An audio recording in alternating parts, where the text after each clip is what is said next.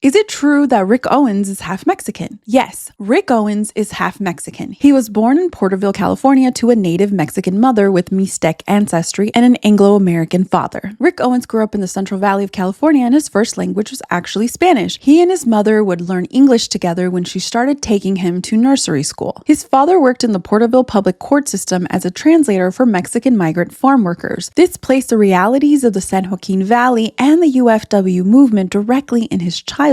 Later, he moved to Los Angeles and studied pattern making. He spent years in the garment district doing production work and making knockoff pieces for local factories. In the early 90s, he began making his own clothes out of his apartment and selling them through the LA boutique Charlie Galley. Editors and stylists started paying attention. His first major break came in 2001 when Vogue featured one of his leather jackets. That moved him towards New York Fashion Week. In 2002, he presented his first runway show in New York Fashion Week, supported by Anna Wintour. That same year, he won the UFDA Menswear Designer of the Year. His following grew, and he began expanding his line as stores around the world started carrying his work. As his career grew, he eventually relocated to Paris. Paris is where Rick Owens' style became a global language. The long leather jackets became sharper. The shoulders stretched wider. His draped tees, pod shorts, high-waisted pants, and stacked boots became his signature. His most iconic footwear came out of this era. Paris also gave him the room to build some of the most influential collections, including Sphinx, Cyclops, Vicious, Glitter, Mountain Fawn, Mastodon, Babel, and Rotterdam.